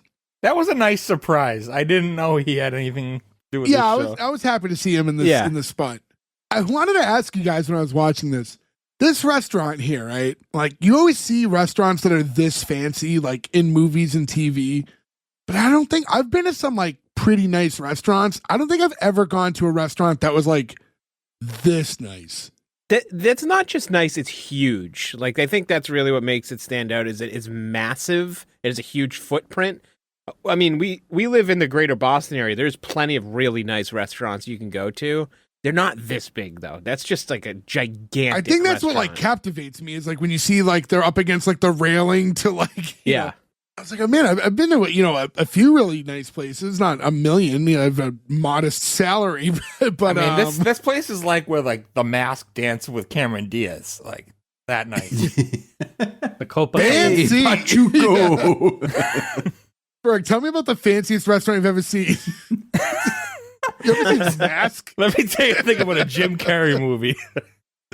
It's your wife. You married her. What do you say? So the two of them meet one another and introduce themselves. And like, oh man, Mindy, she is awkward on a date, huh? Agreed. Yeah. She just like rambles and like Nervous energy. Yeah, I feel like that's understandable, right? Like, first dates are weird and awkward, and this is also a tough one too because it's not a blind date in a way that they don't know each other. This is a setup from a friend, so they both know something about each other, but the best things a friend would have told them about each other. Right. she does the whole like, sorry, I was just, Russ trying to get ready for this date. I mean, if it is a date, I don't care. We could just be here as bros. It's like, no, it's a date. This one was interesting when she says that she's basically a vegetarian for moral reasons. She does eat eggs and fish and hamburgers, but never steak. I'm with her on that. And then when you're, when you're just that guy that's like just trying to make it work, and he goes, well, you got to draw the line somewhere. Just being positive. He's so no matter what. understanding this whole time. What's nice about this too is Ed Helms is amazing, right? He's super funny. He's great in everything. But at this exact time on The Office, Ed Helms is a fucking nightmare. He found a way to make you not like Ed Helms. So I love that he's so nice in this at the exact same time. I like to think it's a different universe for Mr. Andrew Bernard. There's only 2 times you want to hate him, and it's that season of The Office and in The Goods. I haven't seen The Goods in so long. You should watch The Goods and Cedar Rapids again because he is great in both of those. I love Cedar Rapids. Cedar Rapids is a very underrated movie. So underrated. We flash forward a little bit in the date, and they're still talking, and she's like, oh, Wall Street, you must have a lot of access to drugs. He's like, I don't have any access to drugs, actually. Do you? She's like, no, I hate drugs. She's like, I didn't even know that pot and marijuana were the same thing until college. Yeah, this is definitely the same time frame that Wolf of Wall Street would have come out, right? And then you see her she has a list on her phone, and she checks off drugs for red flags. Also on the list, skinny jeans, sorry, Joe, and into Occupy stuff. Like Occupy Wall Street? I think so, yeah. Yeah, that's about this time. What year is this? 2012. 2012. I will say this, though, I don't do drugs anymore. So we're good. But if I was on a first date and I was like, do you do drugs? And I did drugs, the first thing I would say is, no. No! You don't cross it off the list yet. You should not. maybe wait a little while. Well, I guess it depends on the situation, right? Because she's playing it off like she might be into it to be like, oh, do you party? Because if you go, you don't do drugs, do you? Then yeah, you're going to say no. But if you're under the impression that the other person might be into drugs, maybe you'll be a little bit more upfront if you are. I do get it. The 2012 is the last good year of Coke, probably. Say that about everything. No, that's the cutoff point, though, right? That's around when the fentanyl weirdness started happening, where you wouldn't trust someone just giving you Coke. To be clear, I would never trust somebody who just gave me Coke. There's no date range time limit on it. We've all lived different lives. I used to buy speed from a junkie whose license plate was Creed. I've lived a different time at some points in my life. Creed from The Office or Creed the band? Because I like Creed one the of the band. two. Ugh. Actually, it was, I don't want to say the actual license plate because there was a number part of it, and I don't want this to ever come back to who they were. 69. Because those people were fucking terrifying, but Well, you could say he took you higher. You could say that, but you won't. I'm just lucky I didn't get a staph infection. Pudding. So they're continuing to talk. He's like, you know what? Can I say something? He's like, Carl warned me that you could be a little bit, not crazy, but dramatic. And she's like, Carl said that? I'll kill, well, she like stops. He's like, but I actually just think you're really funny. I find you charming and down to earth. We don't meet Carl, right? We never meet Carl. Yeah, Carl is just like a weird name in this episode. Carl is Gwen's husband. Right. Yeah, and they look like they're really starting to sync up after this. Like they're kind of talking in sync at times, and they both like to stay in and watch movies. And right when all this is happening, someone from the restaurant walks up to Mindy because someone's been calling for her, which is another like such a movie thing, like telephone call, like to the restaurant. It can be any movie too. Like it happens in Major League. You know what I mean? Like it's just like a weird movie universe thing. You just accept that in movies.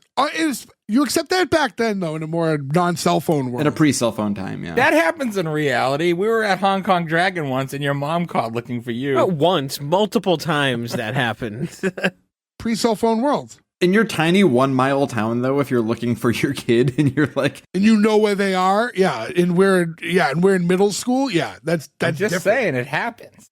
Yeah, but I think my mom knowing where I might be getting lunch after school with my friends on a half day is different than this boy knowing where his mom's OBGYN is in the middle of the night. Well, he had called her a bunch of times and she ignored the call. I assume he called the office next and the secretary said where she and was. said, give me the where? I don't know.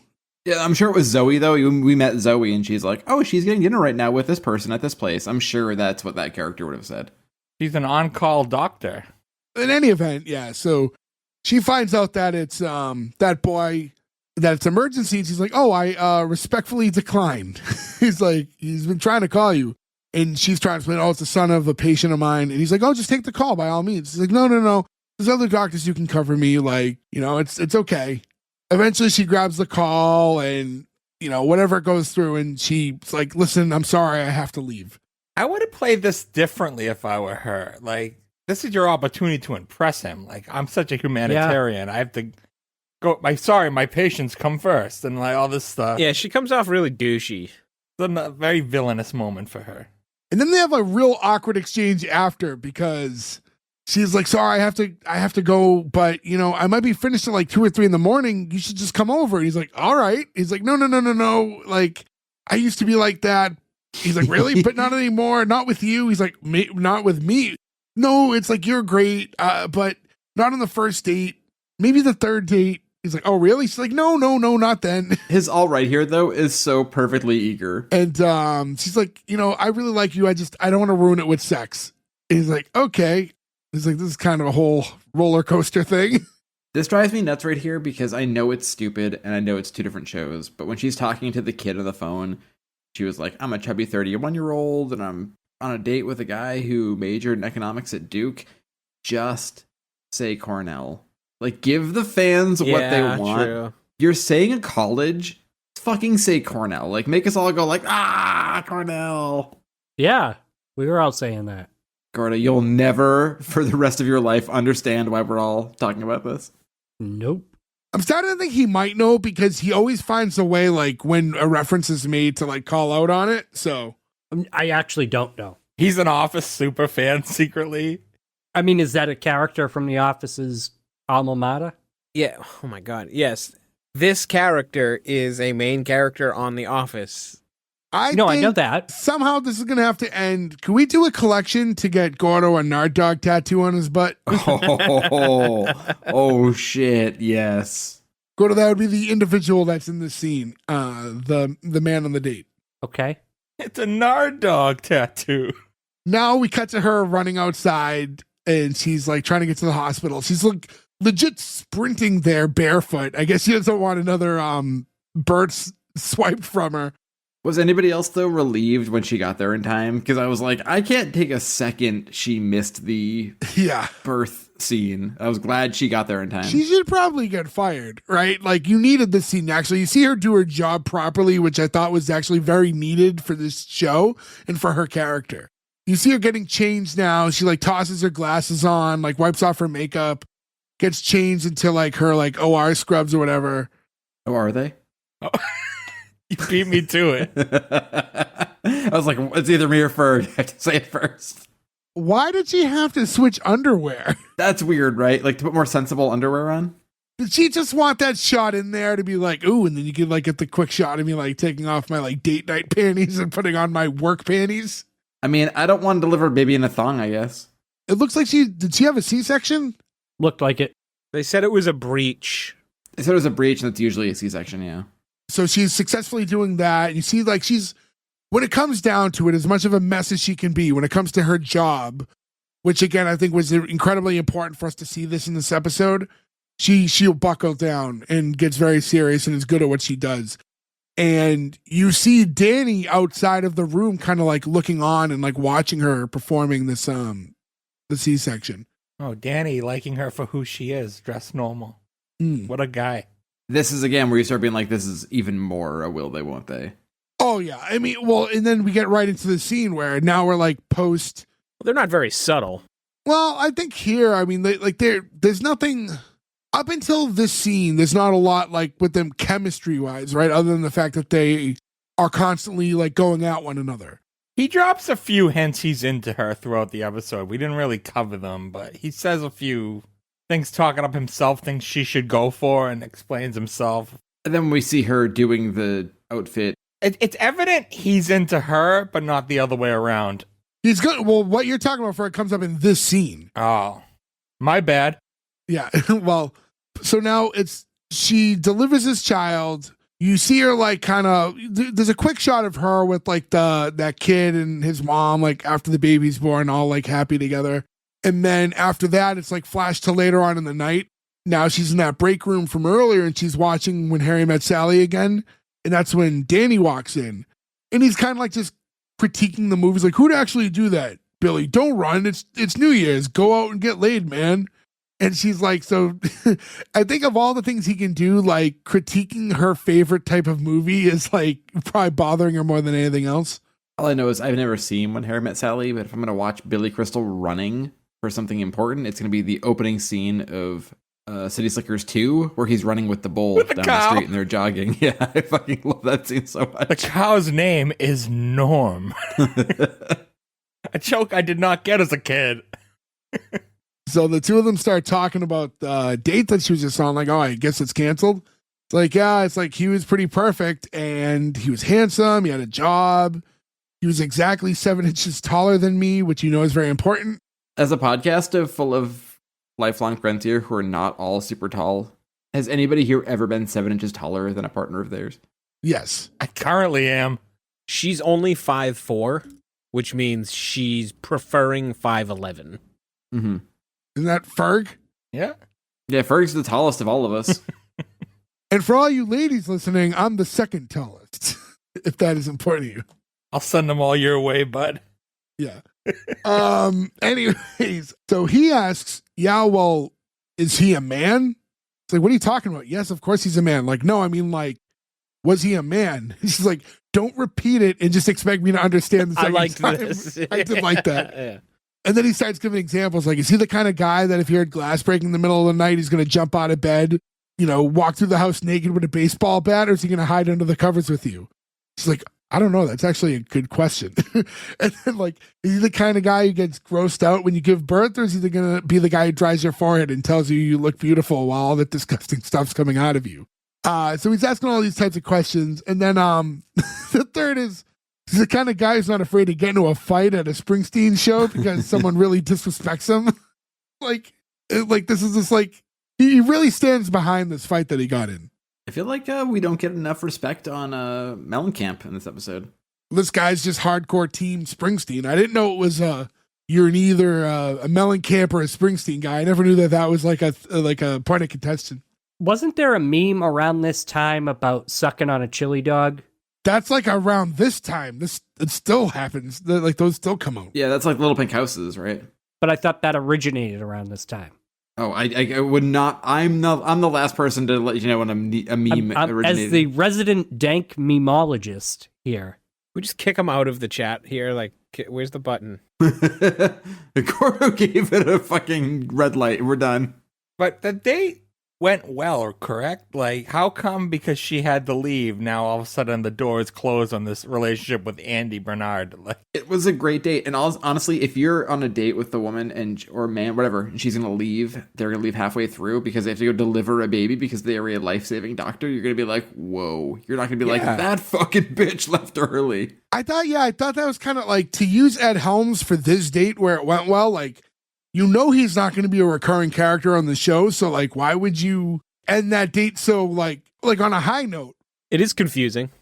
Yeah, because you'd be like, oh, I'd like to see them go on another date. But I think I don't think it's about how the date goes. I think it's about her willingness to even be in that situation, right? Like, it didn't matter that the date went well. She's obviously not ready to be even on a good date. You know, like that's just not where she is. And I think that's what they're trying to highlight, that she's still ready to just like have these hookups, even though it's not really what she likes. now, if I was writing the show, I would have made her super into him, but have him be a complete douche. They're already doing that, though. No, they're not. With her booty call, like hookup guy, he's a douche. I know, but you would make Ed Helms a douche. That way he can be upset that she left and chose her job delivering a child over him, and that's why their relationship doesn't persist. I will say, I did a quick look a second ago. Ed Helms does appear in one other episode of the Mindy Project. It is episode 6 of this season. And just ironically, because today is Thanksgiving, that episode is called Thanksgiving. Okay. We should have covered that. We've all been really confused. Welcome, everyone, to S1E6. To be fair, I think if we ever do like a Patreon or something, we should do like S1E11 or whatever. We should just like pick random ass episodes and be like, anybody get that? Nope. Cool. Me too. Do you think there's anyone listening? I wouldn't be shocked. Do you think anyone listening at this very moment went, oh, S1E1? I thought it was pronounced SWE1.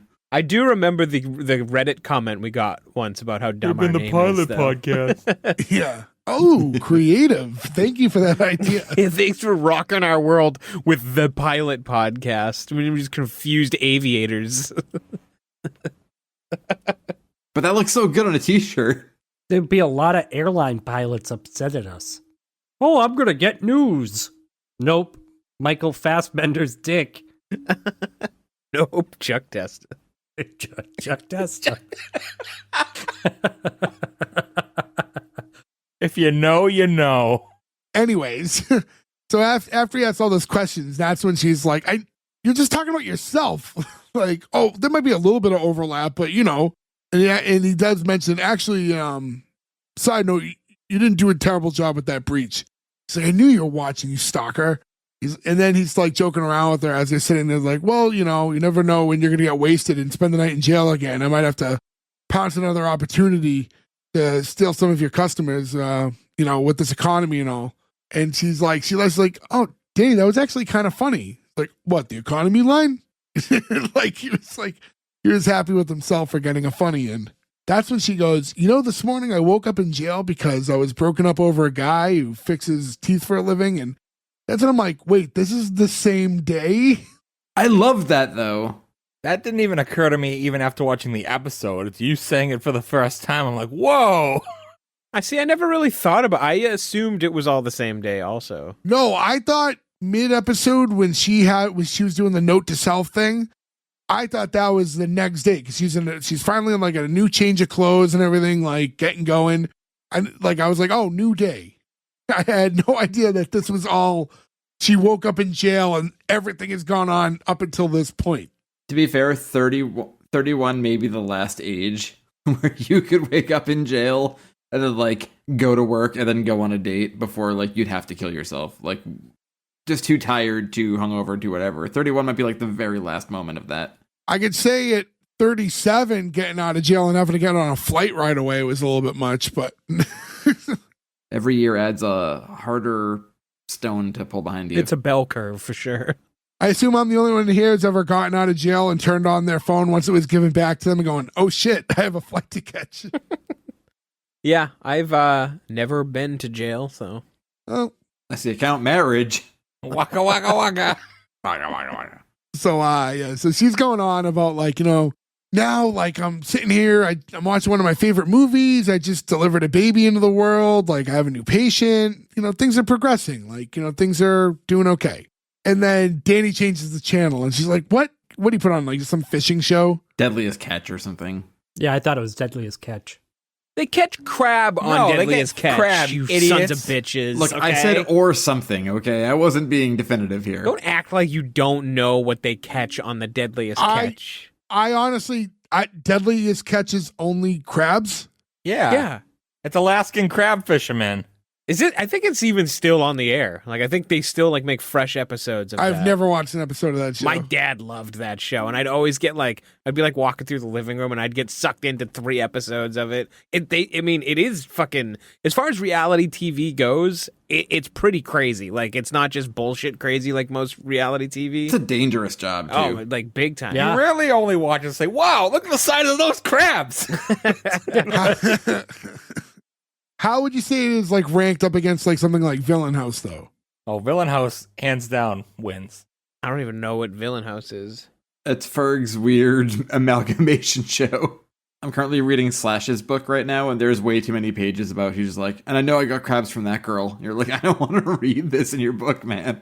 There's so many pages about getting crabs. You're like, cool, Slash, thanks. Thanks for checking in. Do you think he put little top hats on them? I would hope so. And then he just does a guitar solo. They only wash out in the November rain. They're the ones with the big claw. It looks like a tie. So they have like a little bit of a moment there, which I think is like when we're really seeing the kind of will they won't they between the two, because you can see the two, like, for better or worse, like sit and enjoy a little bit of television together and talk and joke. So I think now, if you didn't already, by this scene, you're like, oh, I think eventually this is going to be a thing. We cut to later on, and now we see Mindy at home, and she's just on the phone with Gwen, and they're talking about their day, and they're kind of going over stuff, and the date, and the doorbell goes off, and Gwen's like, "Who's that?" She's like, "Delivery. I ordered some clear soup." I don't know. I'd never heard of clear soup before. It makes me think of in Willy Wonka when it's like, I'm sick of cabbage water. Like, cabbage water is clear soup, right? Clear soup is a soup that is made by simmering veggies and or meat in a liquid until all the flavors released. These soups are clear and great for, I think. So broth? Yeah. But clear broth. It seems like it's like an Asian style soup, pretty much. Like, I think wonton soup is like technically a clear soup. Is there any reason why she went with that? Maybe it's a New York thing. Maybe that's something that just we don't understand.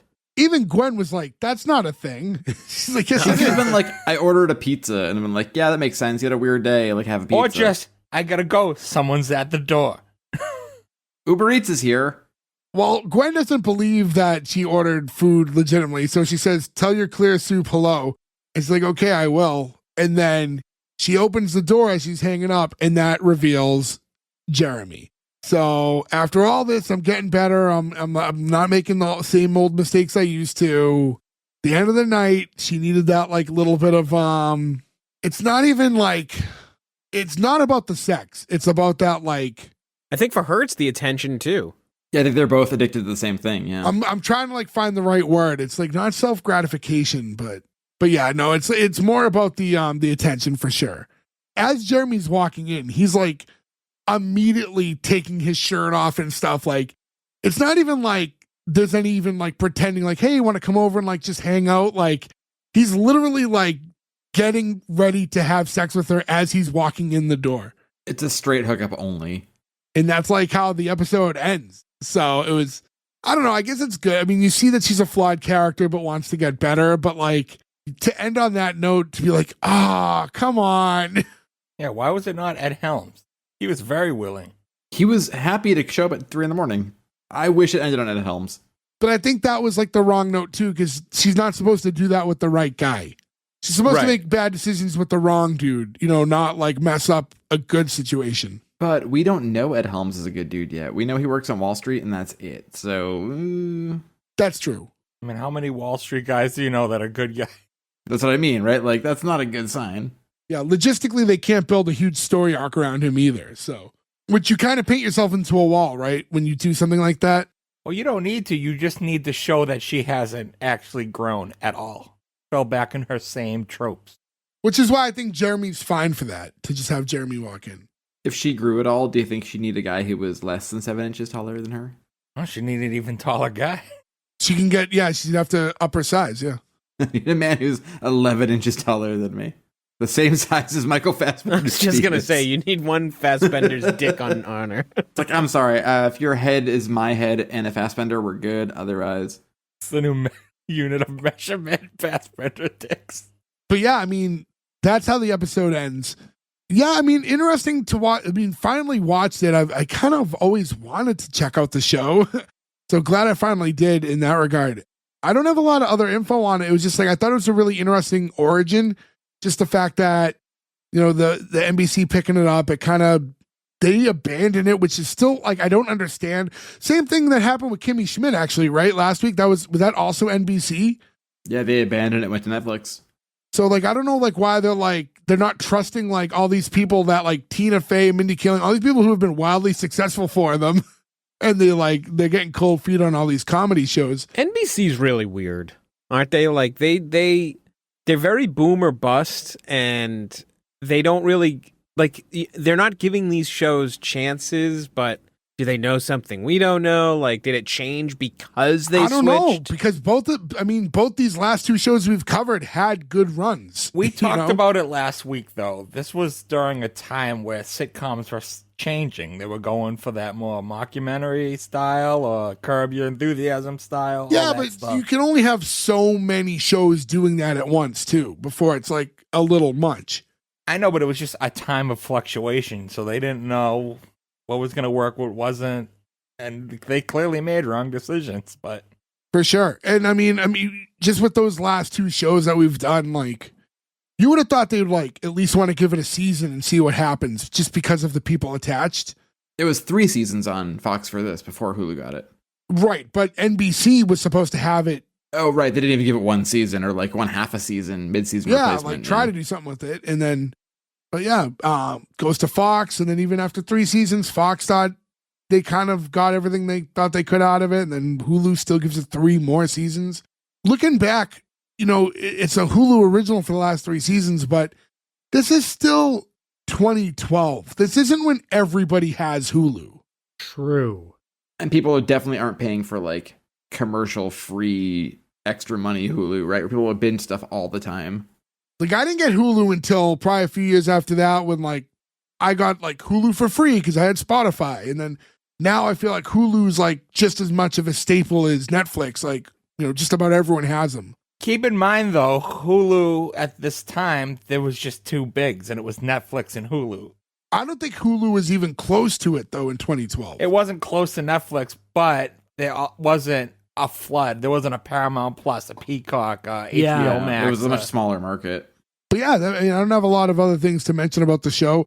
I was looking at, you know, just when you go on IMDb and you just see like that front page of it and you start looking at like, you know, who's done, you know, episodes on the show.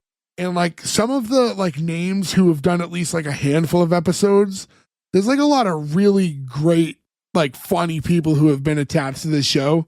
Oh, you know what I wanted to mention actually, wish I did earlier, but one fun thing is Danny's character. Did you see who plays his parents? No. The Tortellis.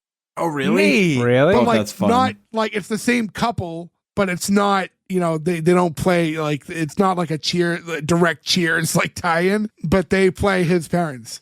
I mixed it up. I got really excited because I thought of the Fratelli. Owen! Yeah. That's just her coffin there. So yeah, I thought that was actually really cool when I saw that. I will say, Jay, to your point, as we record this, right, we're the first week of that new St. Denis Hospital show, and we watched the first episode, and it feels the most like any NBC Thursday show they've done in so many years, which this show feels like too, and it makes me nervous where I'm like, are they gonna give this the time? Like, have we maybe passed forward? At least they got it to air. That's more than just I'll say that this about that show is I've seen a lot of ads for it, which I can't say for a lot of modern shows. True. Yeah, they're very hardcore advertising it. I watched the first two, I will say. We'll cover it. I won't talk about it, but like it's... Yeah, no, I wanted to. Ferg said no. Fuck you, you asshole. Ferg's legit been talking about this show for 2 months. He's like, we need to cover it. So, anyways, to not keep this too much longer, I think we should get into the green light or cancel. So, we'll just go in the order, go in reverse order. Gordo, starting with you. Cancel. I didn't like it. I don't know. It was weird. It was like a rom-com, but nothing like, it made me kind of chuckle, but that was it. There was no like laugh out loud, like, I don't care. I don't like her. I don't like her coworkers. I don't care to see the story. I don't know. I didn't like it. She's just irredeemable. I don't know. I don't care to see the project. So cancel. Nick.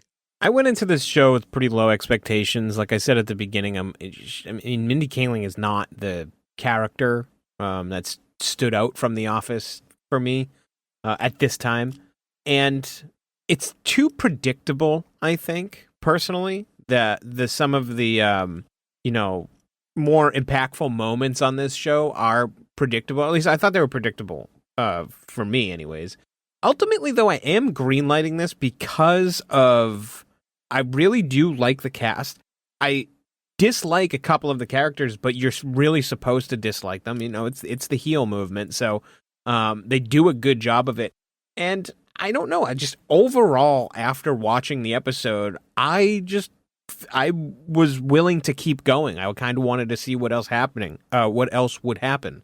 It's not without its flaws. It's not the hardest green light I've ever given, for sure. But there's enough there on the bone that I think it could be something really entertaining. And I can see a lot of, good character development. And I can see, like, especially if they're starting it with Ed Helms and, like Jay mentioned, with other people, like, I'm interested to see who's going to come in and out of this show. I think that could be really entertaining too. So, so not without its flaws, but there's not enough there to cancel it, I don't think. I think that would be a bit too much. But so yeah, green light for me. Ferg. Gonna be a cancel from me. I'm not a Mindy Kaling fan. I don't think she's a talented writer or a talented actress. And that lack of talent comes from she plays the same character in everything, which is herself. She writes herself into every character. She made Velma from Scooby-Doo into her. Like, she's not great. I think some of the other characters on the show are fine. Danny was cool. I like the British guy. But it was the whole show was a rom-com without much comedy. Like I said, I laughed for the first time in the middle, and then not very much after that. So despite like everything else I said I don't like, it just wasn't funny. I wasn't into it, so cancel. Joe. I went into this not thinking I was going to like it because, again, my preconceived notion was it was going to be a rom-com sitcom, and it was that, but it was different enough and funny enough that I did enjoy myself. It also reminded me of things I hadn't thought about in a long time. Hugh Grant has been in the news sort of recently because that Heretic movie's coming out, which looks really, really good. But you forget, like, when we were kids, Hugh Grant, when he got busted with a sex worker, and everyone was like, you were married to Elizabeth Hurley, and you were getting a blowjob from this woman in your car. Like, what's fucking wrong with you, man? Like, I don't know, that sort of stuff weirdly brought me back into, like, it was like back then when everyone was like, isn't J-Lo's butt cool? You're like, what is this we're talking about as a society? And I kind of love this, like, melding of the old and new, and the weird, like, will they, won't they, and the dumb characters that are so fucking vapid, but funny, weirdly, where, like, I normally wouldn't like them. This show is usually something I would dislike a lot, but I sort of liked it and kind of want to watch more, so it's a green light. Yeah, for me, so, and I'm in a tiebreaker situation here, I'm also going to give it the green light. And for me, it's like, it's one of these things. I had never seen it. I definitely thought I wouldn't like it for whatever reason. Same Joe, just preconceived notions.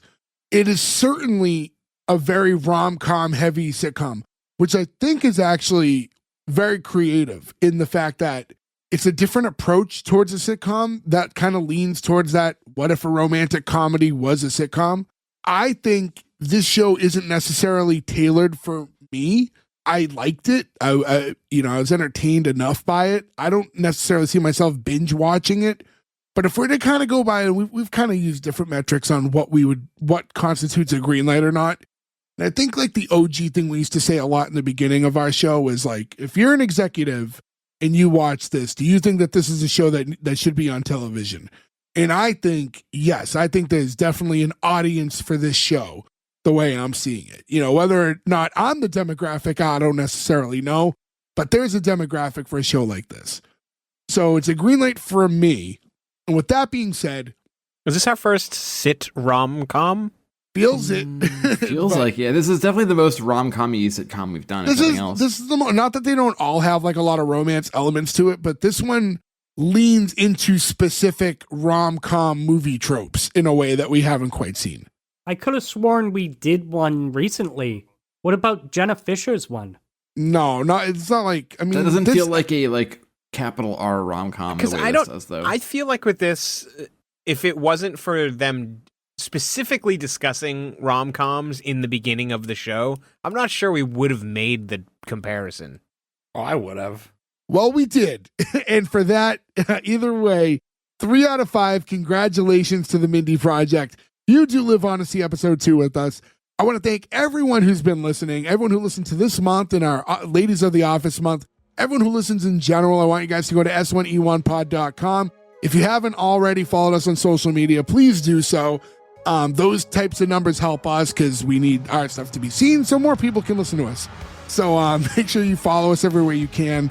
Like, engage with us, share things when you can. Let your friends know we exist. Appreciate all that stuff. So that's it. We'll catch you again next week with another new episode. Have a happy Thanksgiving if you're listening to this episode the day it was released. And that's it for now. Thank you. Goodbye. No. I know we got the best Michael Fassbender peanuts.